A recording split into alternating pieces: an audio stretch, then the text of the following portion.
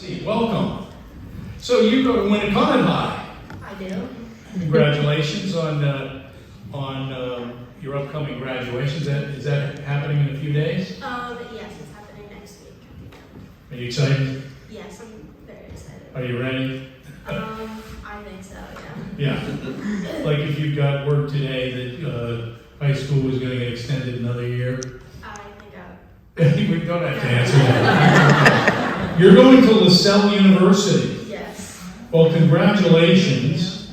I'm going to read a little bit of the letter that you sent us, and then I'm going to ask you to tell us a little bit about what your plan is and why that is. But it seems to me that what you say here is that you grew up as the oldest child, the oldest granddaughter, and the oldest cousin.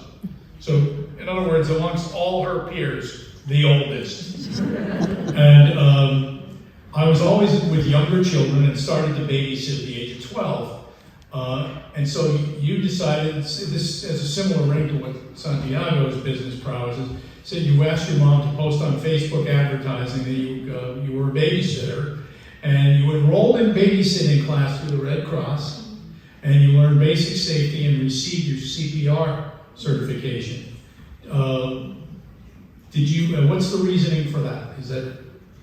I think that sometimes makes you more qualified and I was so young at the time, I was only 12 years old, so I think that having that under me gave me jobs and stuff. I'm sure. And so you babysat, it says, flash forward through all your teen years, you babysat for over 20 families, and that just is that word of mouth, one person sends another and another and another. But you obviously did a great job. And in so doing, you said that I know that I'm destined to work with children, but I'm not exactly sure what field that I'd like to pursue. I can make a positive impact on one child and I feel satisfied. Currently, you work as an assistant teacher at the Little Blessing Child Care Center. So tell us a little bit about this. What's tugging at your heart here? My letter says I grew up always the oldest. I was oldest grandchild, oldest cousin, always the oldest. So I've always been extremely responsible, and I like being in a leadership role.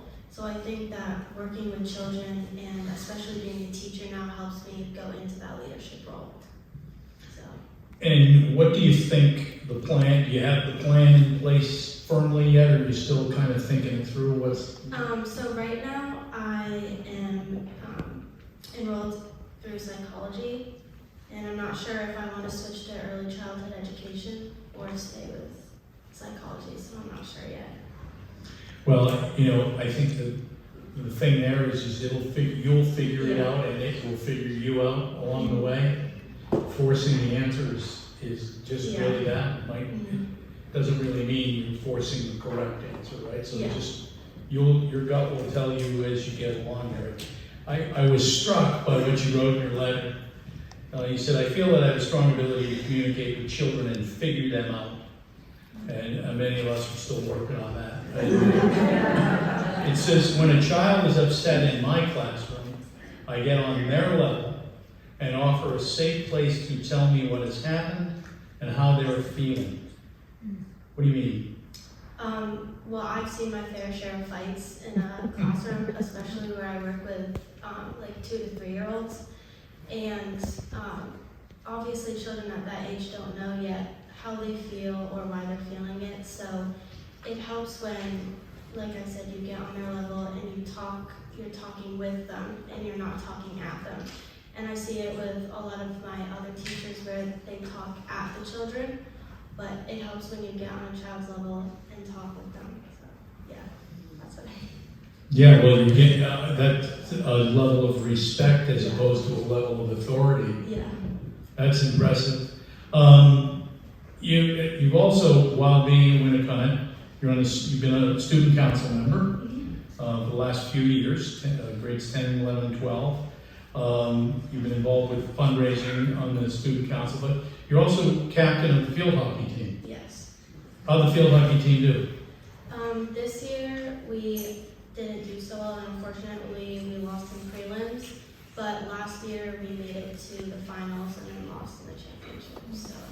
Well, that's the way it goes, right? But did field hockey teach you anything?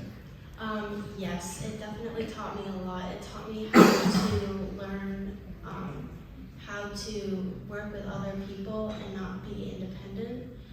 And it taught me that sometimes you have to deal with certain people that you don't want to deal with, but you have to do it anyways for the sake of your team and the end goal. Well, there's good news in all of this, and that only happens till you're about 20. And then after that, everybody you work with is fine.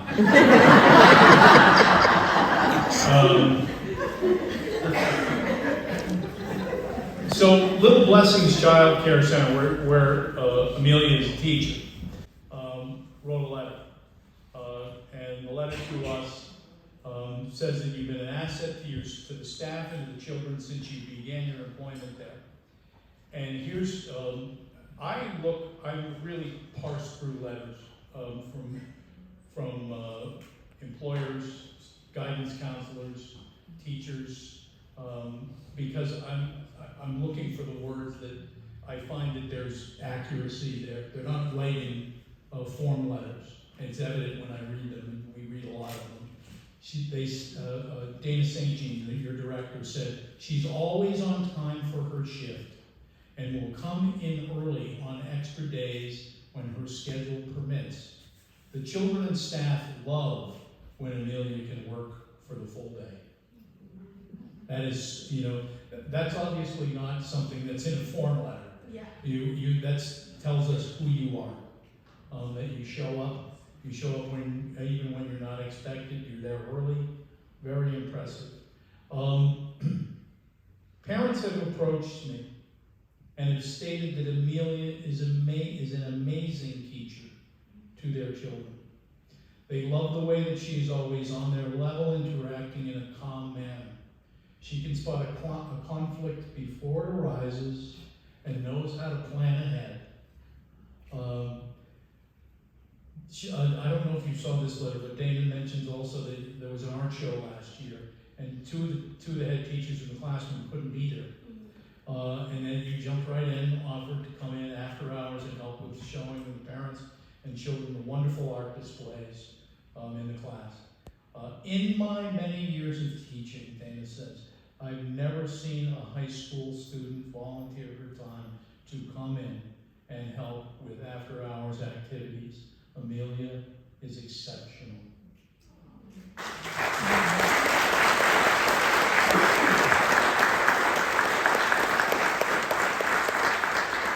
So we want to wish you just so much good luck at LaSalle, and we are giving you a $1,250 scholarship.